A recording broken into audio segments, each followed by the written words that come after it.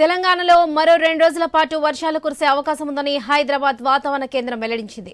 వరంగల్, ఖమ్మం, నల్గొండ ఉమ్మడి జిల్లాలతో పాటు సిద్దిపేట, రంగారెడ్డి, హైదరాబాద్, మేడ్చల్, నాగర్ కర్నూలు జిల్లాలలో అక్కడక్కడ వర్షాలు కురిసే అవకాశం ఉన్నట్లు తెలిపింది. ఇక రాష్ట్రంలో భిన్న వాతావరణ పరిస్థితులు కొనసాగుతున్నాయని తెలిపింది ఐఎండీ. పొద్దంతా తీవ్రమైన ఎండలు కాయడం, సాయంత్రానికి వానలు పడడం కొద్ది రోజులుగా పరిపాటిగా మారింది. పగటి ఉష్ణోగ్రతలు 40 నుంచి 44 డిగ్రీల వరకు నమోదవగా సాయంత్రం పలు చోట్ల వానలు కురవడంతో వాతావరణం కాస్త చల్లబడింది. ఇక ఆదిలాబాద్ జిల్లాలో అత్యధికంగా 43.8 డిగ్రీల ఉష్ణోగ్రత రికార్డైంది. కరీంనగర్ జిల్లా మానకొండూరులో 43.4, సిరిసిల్ల జిల్లా కోనరావుపేట, ఇల్లంతకుంట, నిజామాబాద్ జిల్లాలో 42.3 డిగ్రీలు నమోదైంది.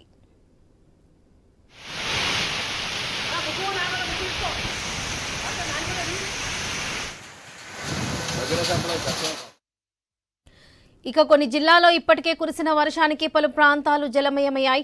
జనగామ జిల్లా నర్మేట్ మండలంలో ఈదురుగాలులతో కూడిన వడగాండ్ల వాన బీభత్సం సృష్టించింది.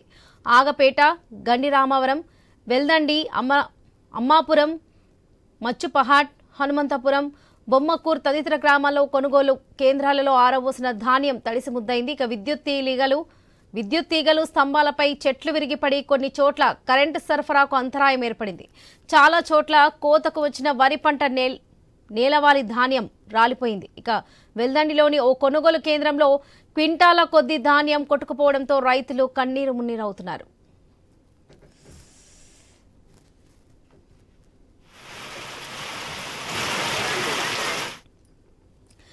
తెలంగాణలో మరో 2 రోజుల పాటు వర్షాలు కురిసే అవకాశం ఉందని హైదరాబాద్ వాతావరణ కేంద్రం వెల్లడించింది. ఇక ఇదే విషయానికి సంబంధించి పూర్తి అప్డేట్స్ మా ప్రతినిధి ప్రశాంత్ అందిస్తారు. ప్రశాంత్,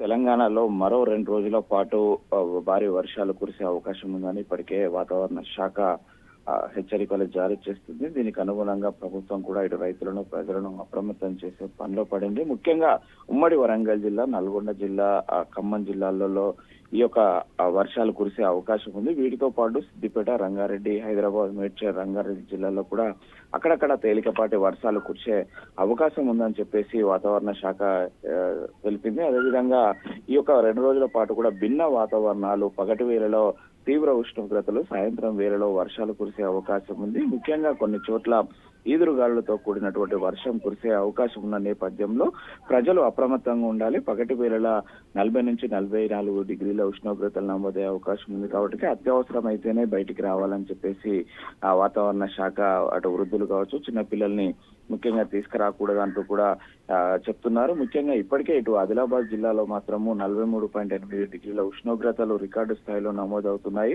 అటు కరీంనగర్ జిల్లా మానకొండూరులో చూస్తే 43.4, ఇటు సిరిసిల్ల, ఇల్లంతకుంట, నిజామాబాద్ జిల్లాలో 42.3 డిగ్రీల ఉష్ణోగ్రతలు నమోదవుతున్న నేపథ్యంలో పగటి వేళల్లో భారీ ఉష్ణోగ్రతలు నమోదవుతున్న తరుణంలో ఇటు రైతులు కానీ, ప్రజలు కానీ అప్రమత్తంగా ఉండాలని చెప్తున్నారు. మరోవైపు అయితే ఆ సాయంత్రం కురిసేటువంటి వర్షాల్లో గాలివాన బీభత్సవాలు సృష్టిస్తున్నాయి. ఇటు పంటలు నాశనమే కావడమే కాకుండా మరోవైపు ఇటు పిడుగులు పడి కూడా ప్రజలు ఇబ్బందులకు గురవుతున్నారు. నిన్న రాత్రి కురిసిన వర్షంలో ముఖ్యంగా జనగామ జిల్లాలోని నర్మెట మండలంలో గాలివాన బీభత్సం సృష్టించింది వరలక్ష్మి. అందులో అనేక గ్రామాలు కూడా అతలాకుతలమయ్యాయి. ఇటు ఇండ్లు కూడా కొన్ని రేకులు కానీ, పెంకుటిల్లు కానీ, షెడ్లు కానీ అన్ని కూడా కొట్టుకపోయిన పరిస్థితి. మరోవైపు పంటలు కూడా తీవ్రంగా మామిడి, వరి, ఇటు మిర్చి ఇవన్నీ కూడా పంటలు తీవ్రంగా నష్టపోయిన పరిస్థితి అయితే ఉంది వరలక్ష్మి. ఈ యొక్క ప్రస్తుతానికైతే రైతులు అప్రమత్తంగా ఉండాలి. ధాన్యం కొనుగోలు కేంద్రాలకు తీసుకెళ్లిన కాడికి అటు ఐకేపీ సెంటర్ల వాళ్ళు కూడా అప్రమత్తంగా ఉండి రైతులకు ఎప్పటికప్పుడు టార్పిన్స్, కవర్స్ అందుబాటులో ఉంచి వర్షం పడినా ధాన్యం తడవకుండా చర్యలు తీసుకోవాలని కూడా ఇటు ప్రభుత్వం, వాతావరణ శాఖ అధికారులకు సూచనలు చేస్తున్న పరిస్థితి ఉంది. మొత్తానికైతే మరో 2 రోజుల పాటు ఈ యొక్క అకాల వర్షాల ప్రభావం అయితే ఉండనున్నట్లయితే మనకు హైదరాబాద్ వాతావరణ శాఖ చెప్తున్నారు Varalakshmi. Right Prashant, thank you.